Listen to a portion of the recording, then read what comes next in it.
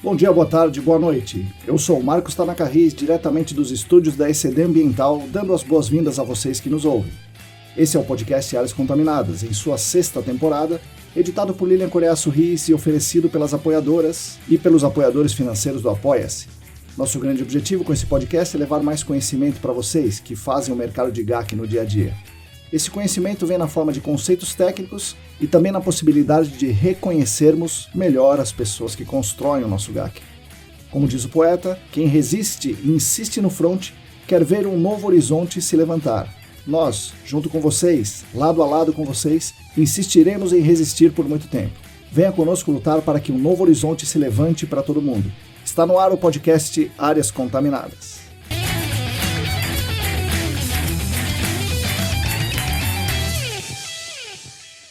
Olá, para todo mundo que está aí lavando a louça, fazendo a faxina, indo para aquele campo complicado, revisando as plumas, o desenho das plumas, bom dia, boa tarde, boa noite. Eu sou o Marcos Tanaka Riz e esse é o episódio 252 do podcast Áreas Contaminadas em sua 6ª temporada, no final da sua 6ª temporada. Pois é, estamos no final da 6ª temporada e continuamos aqui, muito felizes, tentando continuar relevantes e colaborar com a construção coletiva de um GAC melhor, trazendo material todas as semanas para vocês aqui no podcast, na newsletter e, mais recentemente, também no Substack. Tentamos misturar material técnico com conceitos, referências, normas, artigos, que é o caso desse episódio aqui, também sendo um espaço para discussão e reflexão e, por vezes, sendo também um espaço para nos conhecermos melhor, trazendo aqui pessoas que realmente fizeram em fase o GAC acontecer, para que elas nos ensinem um pouco e nos contem as suas belas histórias.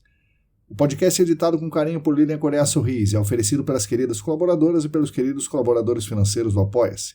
Esse apoio é realmente muito importante para nós, não só pelo apoio financeiro em si, mas muito por nos dizer que somos relevantes e importantes o suficiente a ponto da pessoa se dispor aí até o site do Apoia-se e se comprometer a contribuir com uma iniciativa que não vai recompensá-la assim diretamente, mas vai tentar construir aqui coletivamente um GAC mais forte, mais coeso, mais tecnicamente preparado e com isso contribuir para uma sociedade melhor e mais justa. Vale muito para a gente ter essa sinalização.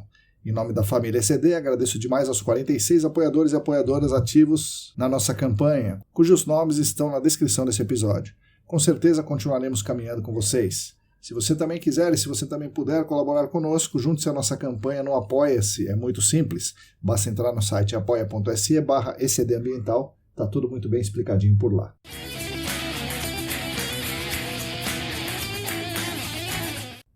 Nosso podcast conta com 4 queridas empresas patrocinadoras, o que nos enche de orgulho por serem empresas muito importantes, muito renomadas no mercado do GAC, que querem unir as suas poderosas marcas ao nosso trabalho aqui, mostrando que estamos no caminho certo. Isso é bastante importante para a gente. O patrocínio master é da Clean Environment Brasil, que comercializa produtos e tecnologias para investigação e para remediação de áreas contaminadas. Acesse o site da Clean em www.clean.com.br. Os patrocinadores ouro são o Laboratória Consult, a Vapor Solutions e a Columbia Technologies. Agradecemos demais a essas 4 empresas que nos ajudam muito financeiramente e também nos dizem para continuar e com certeza continuaremos lado a lado com elas. Gostaria de avisar vocês rapidamente que estão abertas as inscrições para o processo seletivo da 12ª turma do curso de pós-graduação em remediação de áreas contaminadas do Senac. O curso tem duração de 1 ano, com aulas aos sábados o dia inteiro, parte desses sábados presencial, parte online, e aulas às terças ou às quintas à noite. Essas aulas à noite, terça ou quinta, serão 100% online. Online ao vivo, tá? Quem tiver alguma dúvida pode me perguntar. Quem tiver interesse em se inscrever no processo seletivo, acesse o site sp.senac.br, procure lá a área de meio ambiente, pós-graduação, remediação de áreas contaminadas e junte-se a nós lá no Senac em 2026.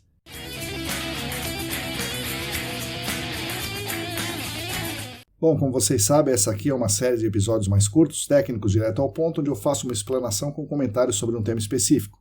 Pensamos que esse tipo de episódio mais curto e direto ao ponto é importante para ajudar as pessoas. Falando de temas que discutimos no Senac, na BNT, em reuniões na ESAS, em outras universidades, outros fóruns e tal, mas nem todo mundo tem acesso fácil, então a ideia é intercalar as entrevistas com esses episódios aqui técnicos mais curtos.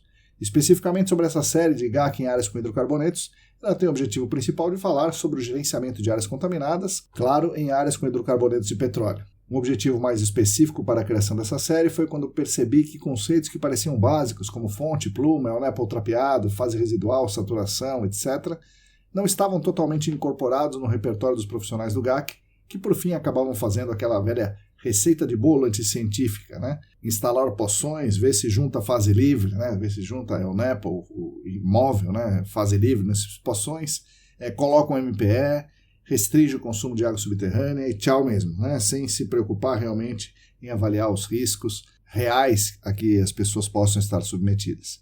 Penso que esse é um bom momento no país para fazermos essa série, porque esse assunto, GAC em áreas com hidrocarbonetos, está sendo muito discutido em todas as unidades da federação, estão sendo publicadas novas normas, novos procedimentos, criados, revisados e tal. Então, creio que podemos e devemos dar a nossa contribuição para o que entendemos ser a melhor abordagem para o gerenciamento de áreas contaminadas por hidrocarbonetos. Já falamos sobre muita coisa nessa série, da origem dessa preocupação, comportamento dos hidrocarbonetos no meio, as principais fontes primárias. Esse episódio foi com o Felipe Nareta nos ajudando, os métodos de screening, a investigação do ELNEPO, o papel dos pós de monitoramento, a investigação das partições para água subterrânea e para área do solo, modelo conceitual, avaliação de risco em áreas com hidrocarbonetos e muitas outras coisas.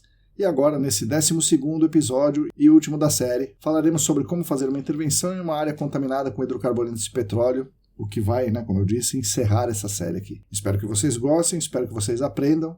Vamos então ao episódio.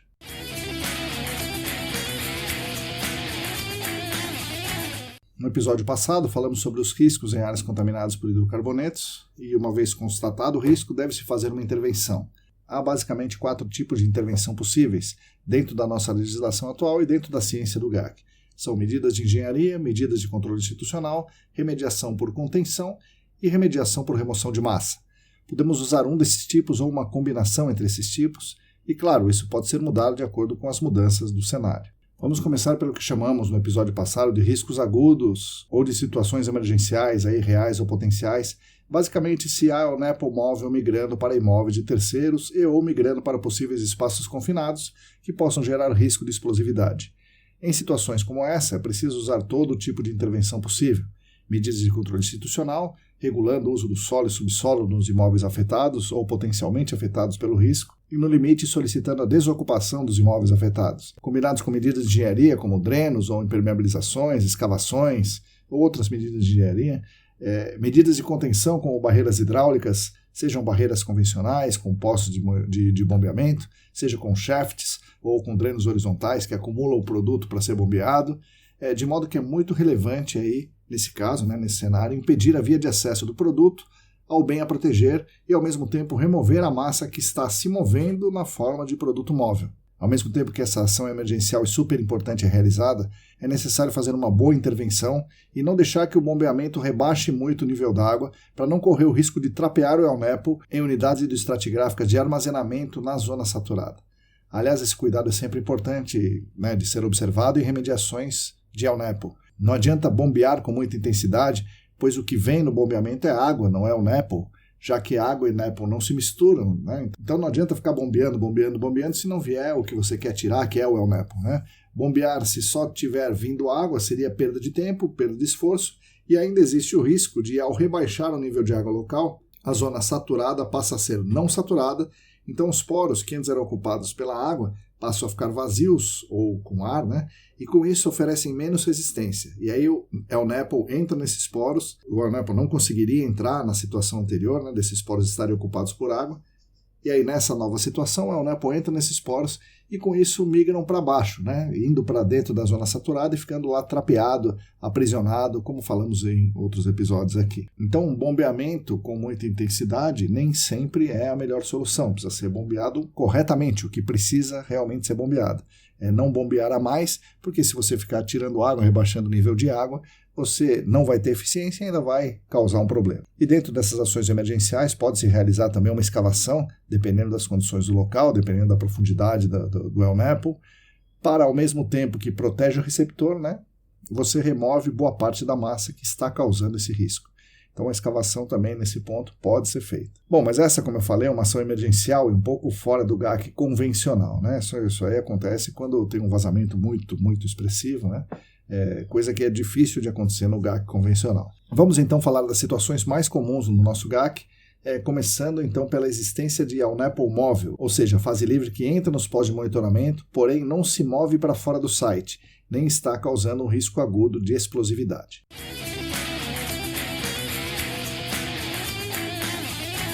Nesse caso, né, da existência de El Nepo móvel, mas sem que ele esteja migrando para fora do site, nem entrando em espaço confinado, a melhor técnica pede para fazer um ensaio chamado Bail Down Test, uma espécie de slug test, mas removendo somente o El Nepo de dentro do poço, e aí monitorando a recuperação do El Nepo no poço.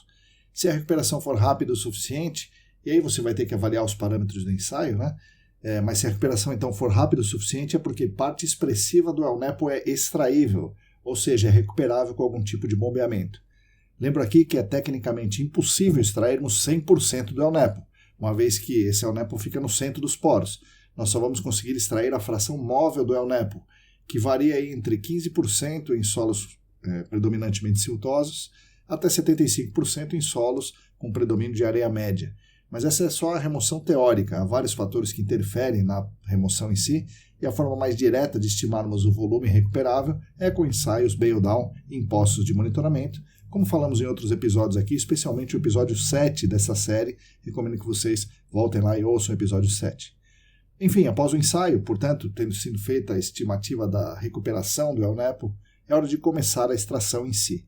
Meus amigos da remediação costumam dizer, mesmo sem o ensaio, que a extração multifásica é mais eficiente para extrair a fase livre, nesse caso, né, que é livre mesmo, porque ela está móvel dentro do poço, porque a extração multifásica extrai ao mesmo tempo vapor, água e El Nepo simultaneamente. Mas, claro, né, não é bem assim que a coisa funciona. Se o objetivo é remover o El Nepo extraível, eu penso que temos que focar nesse objetivo e remover o máximo possível do El Nepo extraível, novamente, repito aqui, sem causar rebaixamentos expressivos do nível de água.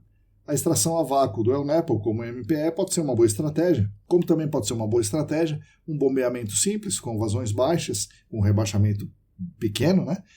E mesmo uma extração mais rudimentar, com skimmers passivos, por exemplo, pode atender esse objetivo, remover, né? Repito aqui, o objetivo é remover o El Nepo recuperável. Eu lembro aqui que nesse cenário existe El Nepo móvel, portanto, tem o El Nepo imóvel também, né? Se tem imóvel, certamente tem o imóvel também. Então, em conjunto com a remoção de massa da fonte secundária, é preciso, no mínimo, uma medida de controle institucional, que é impedir o consumo de água subterrânea na região da existência do El Nepo móvel, porque certamente a água subterrânea estará contaminada e porque uma alteração na dinâmica do fluxo dessa água, com bombeamento para a extração dessa água, pode impactar negativamente no espalhamento e mobilidade do El Nepo que a gente está tentando recolher ali, né? Então é preciso remover a massa de El Nepo enquanto se impede a captação de água subterrânea por meio de uma medida de controle institucional temporária. Tá? Eu falei sobre a extração do El Nepo móvel, ou seja, da fase livre, e quando falamos nisso, o primeiro pensamento é chegar fazendo o MPE, né? Porque ele supostamente, como eu falei há pouco, extrai, né, por meio de um vácuo numa tubulação, e essa tubulação é colocada num poço de extração. Esse MPE por vácuo extrai o El Nepo, que está sobrenadante dentro do poço, então ele está acima da água dentro do poço, né? Ele extrai a própria água subterrânea e ainda os vapores de hidrocarbonetos que estão dentro do poço.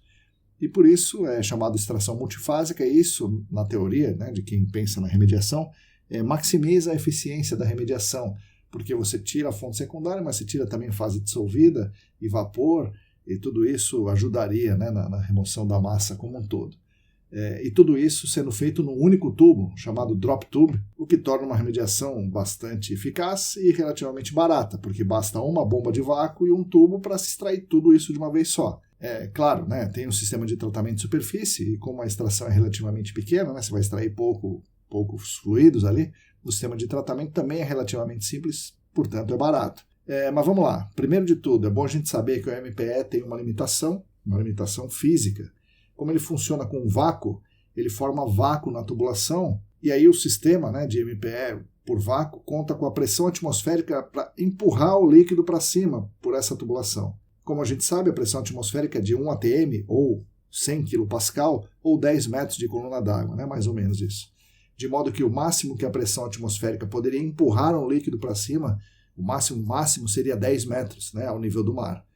Mas no tubo tem muita perda de carga, fluidos mais viscosos são mais difíceis de serem empurrados pela pressão atmosférica, de modo que aí, no máximo, o MPE pode puxar líquidos de forma contínua, né? O vácuo pode extrair como líquido, no caso aí que a gente está falando El Nepo e água, quando o nível d'água está no máximo, ou o nível do El Nepo está no máximo em uns 7 ou 8 metros. o que já por si só limita a eficiência do método. Além disso, e acho que a principal limitação é essa, que a gente precisa ficar regulando a posição exata da ponta de captação da tubulação, né, da ponta do drop tube lá embaixo, dentro do poço, para que o sistema capte realmente o ELNEPO e ainda, né, quando a pessoa quer captar água e ar. Porque qualquer alteração no nível d'água ou do ELNEPO dentro do poço já impede a extração de algumas dessas fases. Então você arrumou o seu drop tube ali, de modo que extrai o ELNEPO, que é o que você quer, principal, né?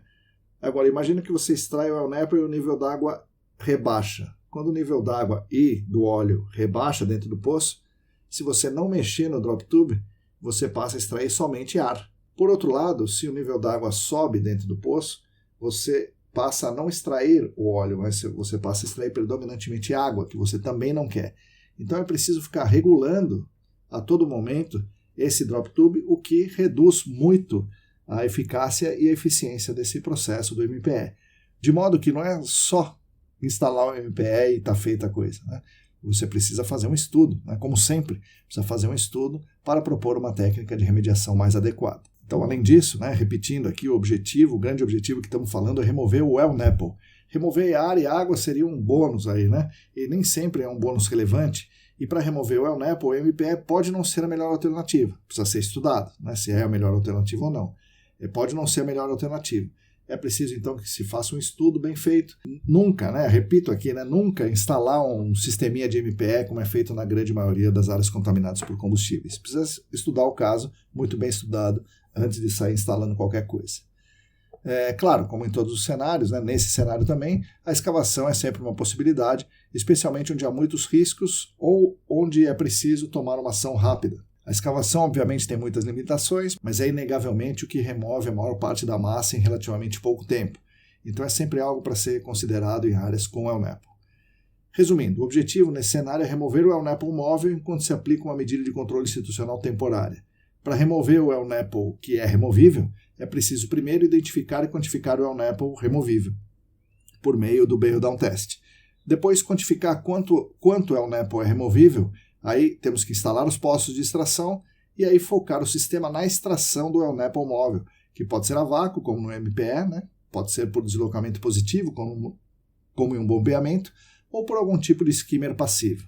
Sempre com cuidado de não agravar a situação, por exemplo, causando rebaixamentos muito importantes, que poderiam trapear o ELNEPO e dificultar ainda mais essa remoção.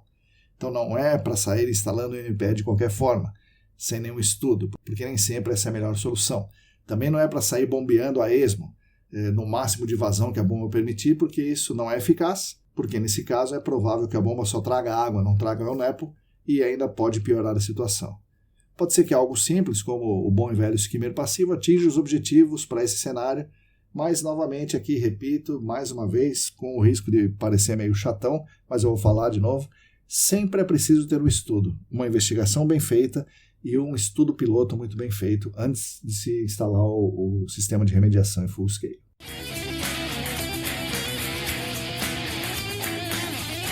Vamos passar agora para o próximo nível de risco, quando temos uma massa de ELNEPO, né? Essa massa de ELNEPO, parte imóvel, parte importante é imóvel, parte móvel, gerando potencial de partição para a fase dissolvida ou para a fase vapor, mas com pouca mobilidade ou com muito pouco potencial de extração. Então, a gente fez o Bail Down Test e notou que, embora a gente tenha fase livre, né, ou seja, é o ELNEPO móvel, ele não é muito extraível. Então, nessa condição, é preciso verificar os riscos das partições para água subterrânea e para o ar do solo. Se houver um risco decorrente das partições, a gente vai falar algumas técnicas um pouco mais à frente, mas pensando somente no ELNEPO, gerando esse risco lá na frente, né, que está particionando ou pode particionar, há algumas possibilidades mais usuais de intervenção no ELNEPO não muito recuperável. Uma delas é escavar e remover o solo, né? Obviamente depois de uma excelente investigação. Há diversas alternativas para a destinação desse solo impactado por ELNEPO, mas essa é uma outra história. Obviamente a escavação sempre pode ser usada, né? Pensando numa solução rápida, mas se a ideia não é fazer uma mudança de uso urgente, eu poderia, né, no caso anterior, por exemplo, optar pela extração do ELNEPO móvel para chegar nesse estágio atual, onde extraiu todo o ELNEPO móvel e estamos com o ELNEPO imóvel, chegamos nesse estágio aqui e aí fazemos a escavação nesse novo estágio com menos volume, menos risco e menos custo, né? Então é só uma possibilidade. Tá? Então, escavar é sempre uma possibilidade que deve ser levada em conta. Mas nem sempre, né, a escavação é uma boa saída, não é sair escavando. Né? Nem sempre a escavação é uma boa saída, não só pelo custo, mas pelo transtorno que isso pode causar no empreendimento, ou mesmo pela inviabilidade técnica, por exemplo, no caso de estar embaixo de um prédio, ou mesmo de estar numa profundidade muito grande. Então, tirando a escavação da equação, né, é sempre interessante considerar a escavação, mas tirando a escavação de lado, a minha opção seria avaliar a atenuação natural do El Nepo, ou em inglês a NSZD, ou Natural Source Zone Depletion.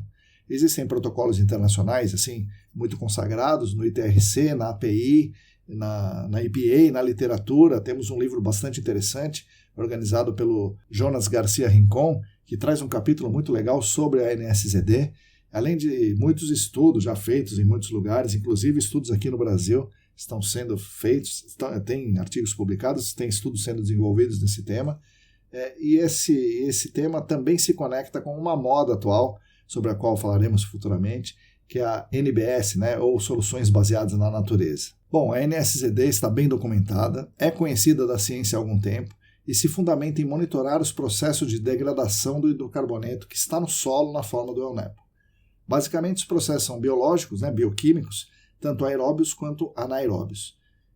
Quanto mais próximo do El Nepo, mais predominam os processos anaeróbios. Portanto, pode-se comprovar que estão ocorrendo esses processos de degradação pelo consumo de gás carbônico e produção de metano, e também pelo aumento da temperatura, um processo muito parecido com a compostagem de resíduos orgânicos. Né? Um pouco mais distante da fonte, portanto um pouco mais acima, né, vindo para a superfície, você tem o El Nepo ali, e quando você vem em direção à superfície, pode-se medir o consumo de oxigênio e a produção de gás carbônico. Que também esse consumo de oxigênio e produção de gás carbônico também comprova que os processos biológicos, bioquímicos, estão ocorrendo e é possível, então, estimar a taxa dessa degradação, a taxa da NSZD. Portanto, criar linhas de evidência de que a NSZD está ocorrendo e vai dar conta do El Nepo imóvel ou pouco móvel em um prazo definido ali, né, que o seu estudo de NSZD vai dizer. Nessa condição, o correto é prever também uma medida de controle institucional temporária, usando a estimativa de tempo da NSZD. Em um cenário como esse, a extração do El Nepo proposta no cenário anterior, né, seja por bombeamento, seja por MPE ou por skimmer passivo, não vai funcionar, porque se o El Nepo não é extraível, propor a extração de algo que não é extraível não teria muita lógica. Né? Então isso nos leva a uma outra conclusão. Só tem sentido uma remediação ativa de extração, de bombeamento, se soubermos que temos El Nepo móvel e extraível. Caso contrário, é perda de tempo, recursos e não há benefício, somente o risco, que é o que ninguém quer. Né?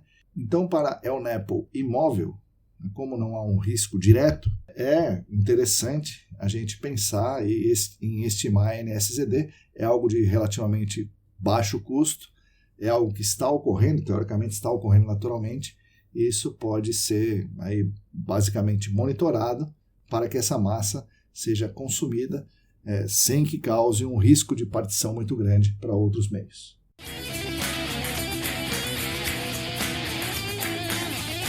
Então vamos partir para o próximo cenário, de haver partição e essa partição gerar risco. Vamos dividir em duas possibilidades aqui. Riscos decorrentes da partição para a água subterrânea e riscos decorrentes da partição para o ar do solo. Na primeira possibilidade, há El Nepo imóvel, há uma pluma em fase dissolvida e essa pluma está gerando risco, que pode ser um risco de ingestão de água ou de inalação de vapores em ambientes fechados a partir da água subterrânea.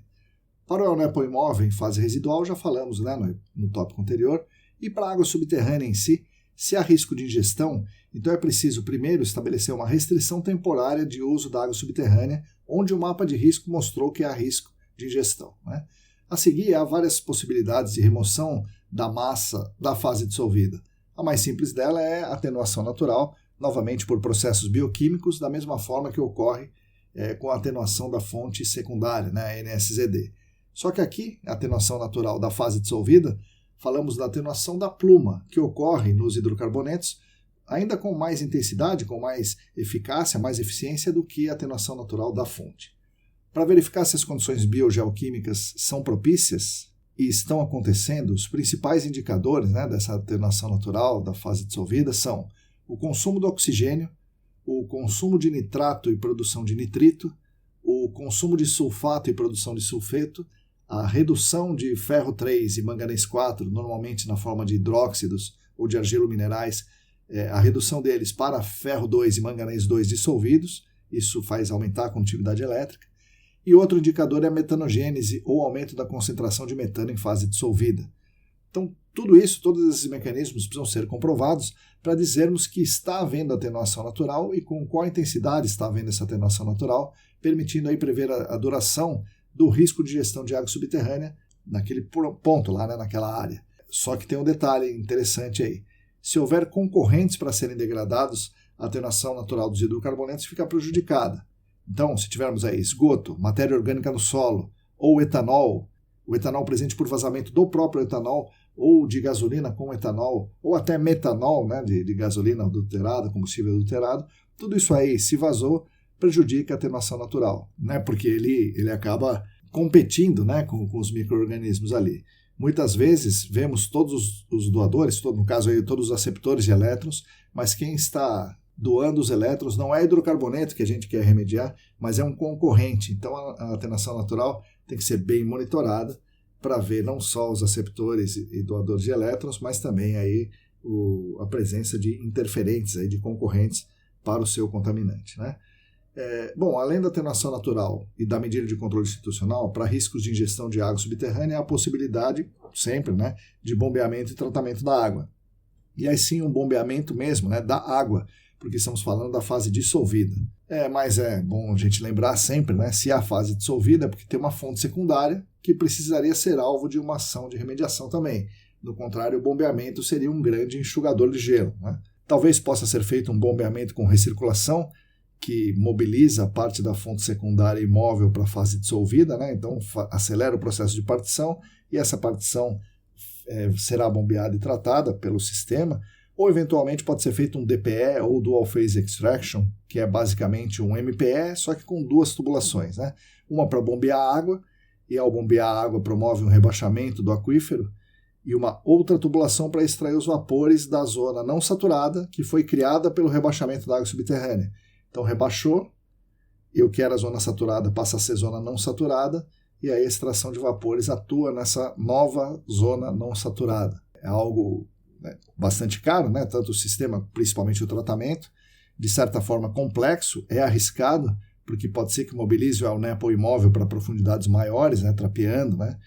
E por isso, como sempre, tem que ser utilizado com atenção, depois de uma excelente investigação, depois de um estudo piloto, depois de um monte de coisa, né? Além disso, tem uma outra possibilidade, a possibilidade de realizar uma oxidação química da fase dissolvida, injetando-se um oxidante que vai, teoricamente, se mover pela unidade estratigráfica mais relevante para o fluxo, que normalmente é a unidade estratigráfica que condiciona o transporte da fase dissolvida. Em teoria, a oxidação dá super certo, porém, para que essa técnica, né, a oxidação, tenha eficácia, ou seja, faça o que se propõe a fazer, é preciso que seja feita uma investigação realmente muito boa, muito detalhada, mais um ensaio de bancada, mais um estudo da demanda natural do oxidante pelo solo e o que mais tiver ali naquele solo, um ensaio piloto, e jamais devemos sair injetando reagentes, oxidantes e outros de qualquer forma. Então, a oxidação pode ser uma boa alternativa nesse cenário. Muita gente tem optado por conjugar o bombeamento com a oxidação. Então, mais ou menos funciona, né? Essa técnica foi proposta pelo Sultan Sutterson, né, no seu livro, isso chama DGR, Dynamic Groundwater Recirculation, né? Mais ou menos o seguinte: você bombeia a jusante e injeta no centro de massa da fase dissolvida, obviamente na mesma unidade estratigráfica, né? Então, ao mesmo tempo, você faz uma barreira hidráulica, impedindo que a pluma caminhe para fora da sua área, e você força o oxidante a caminhar na direção que você quer, né? Porque você está bombeando ali e injetando aqui, né? E ao injetar, claro, né, você vai injetar a água tratada com o oxidante para que faça essa reação, né? Então, você otimiza a oxidação e otimiza o bombeamento. Esse bombeamento com recirculação de reagentes químicos poderia ser usado com algum produto biorremediador também, né? O que no caso dos hidrocarbonetos não é lá muito eficaz, né?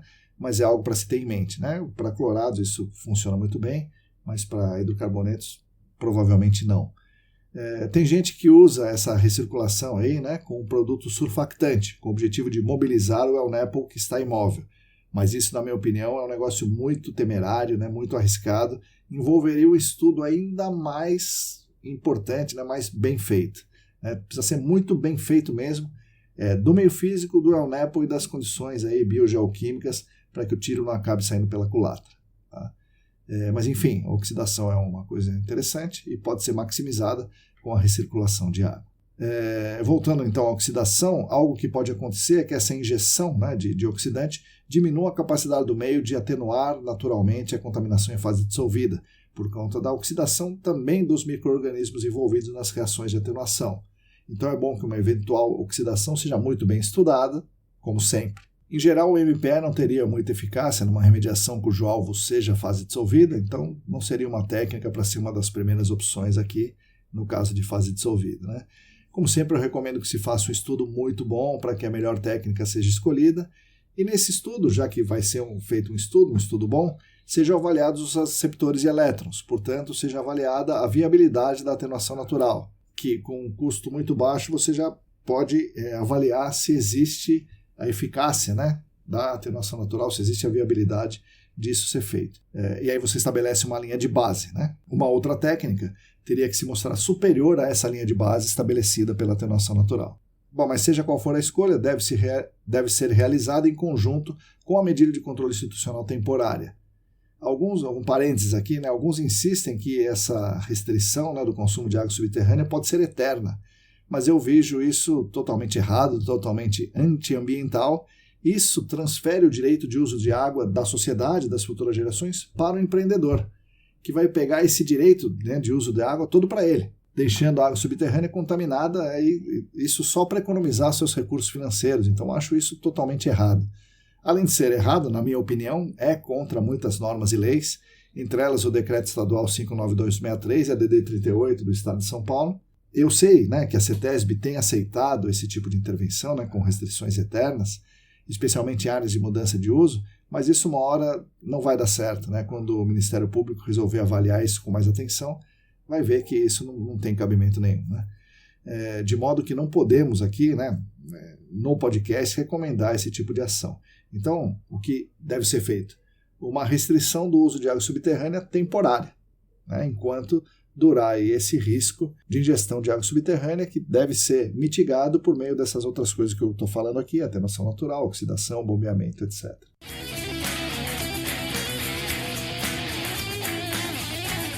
Um outro risco possível decorrente da contaminação da água subterrânea é o risco de inalação de vapores a partir da água subterrânea. Esse risco é teórico, é um modelo que indica que haverá uma partição da partição do ELNEPO para a água subterrânea e da água subterrânea para o ar do solo. E aí, uma vez no ar do solo, essa substância química poderia entrar em alguma edificação, causar um risco aos seus ocupantes.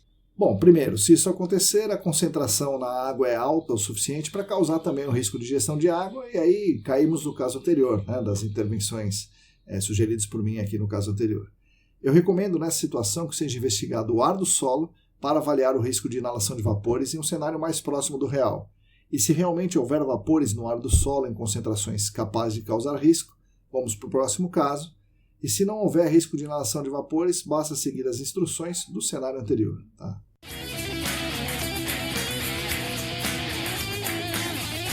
Bom, vamos então finalmente para o caso de haver um risco de inalação de vapores.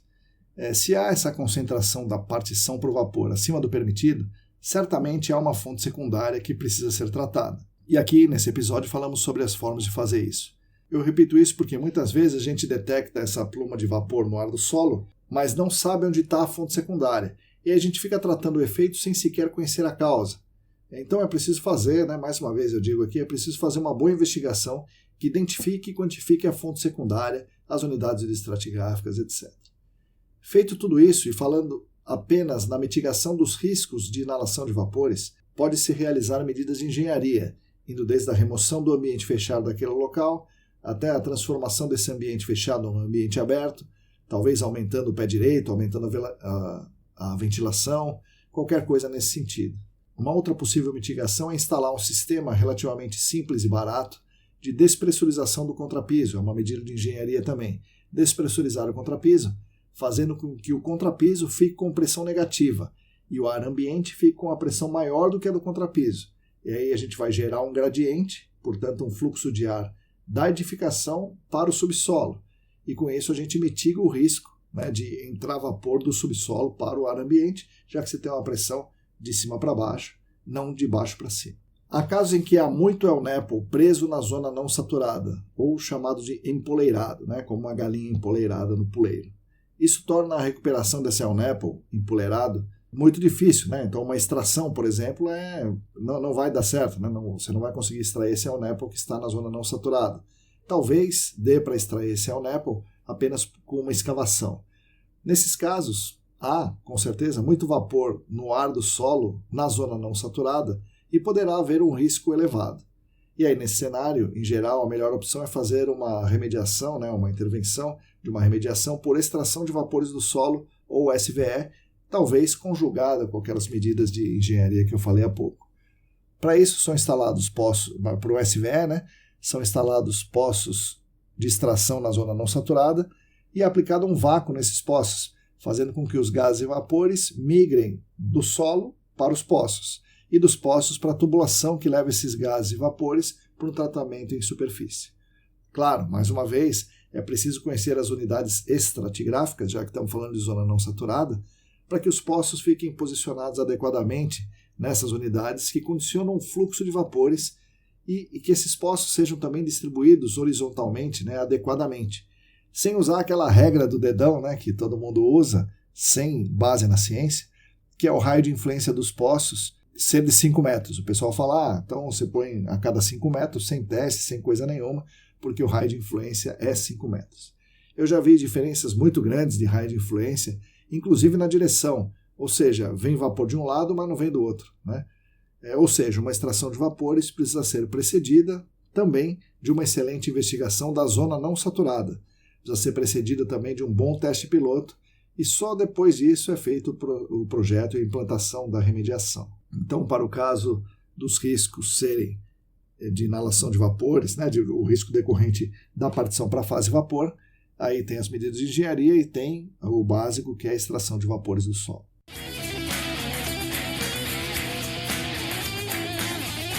Bom, pessoal, esse aí é o resumo básico das intervenções em áreas com hidrocarbonetos. Pode-se fazer medidas de engenharia, medidas de controle institucional temporárias, medidas de contenção ou de remoção de massa. Em qualquer caso, é sempre necessário termos uma excelente investigação e estudo para avaliar as alternativas. De acordo com o cenário de risco e as características do site, há intervenções que são mais eficazes do que outras. Geralmente a escavação é o que remove mais massa em menos tempo, mas há um custo alto, por vezes há impraticabilidade de fazer isso. Na outra ponta, eu sempre recomendo que se avalie a viabilidade da atenuação natural, tanto da fonte secundária, na forma de NSZD, quanto da fase dissolvida, na forma de M&A ou atenuação natural monitorada.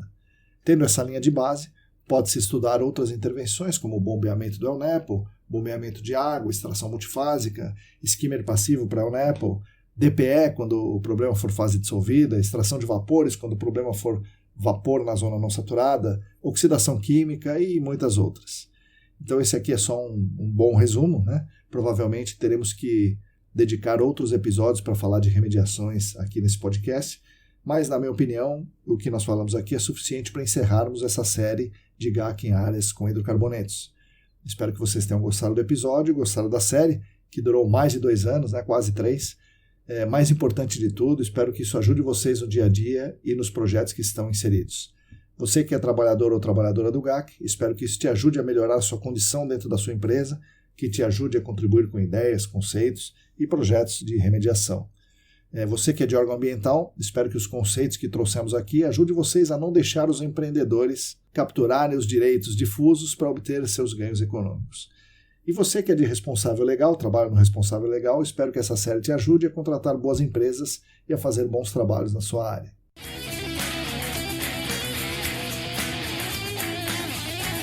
Bom, é isso aí, agradeço demais a atenção de todos e todos. Nós da ECD Training continuaremos lutando lado a lado com vocês por um mundo melhor e mais justo para todas e todos e para as futuras gerações. Siga a gente nas redes, assine a nossa newsletter, o link para assinar gratuitamente está na descrição desse episódio, ou nos acompanhe pelo Substack da ECD Ambiental. Agradeço mais uma vez nossos queridos e queridas colaboradores financeiros do Apoia-se, que mantém a gente no ar todas as semanas, também aos patrocinadores, a Clean Environment Brasil, a Vapor Solutions, o Laboratório Consulting e a Columbia Technologies. E claro, somos especialmente gratos a vocês que nos ouvem todas as semanas. Vocês são a razão de existência do que propomos e conduzimos aqui nos estúdios ECD. Continuem conosco nesse podcast, que está disponível no Spotify, YouTube, Substack e agregadores, na nossa querida newsletter e também nas redes, Instagram, @ECD Ambiental, canal Áreas Contaminadas no Telegram, Substack da ECD Ambiental. Enfim, fiquem conectados conosco. A todas e todos vocês, muito obrigado e até a semana que vem com o penúltimo episódio do ano. Até lá!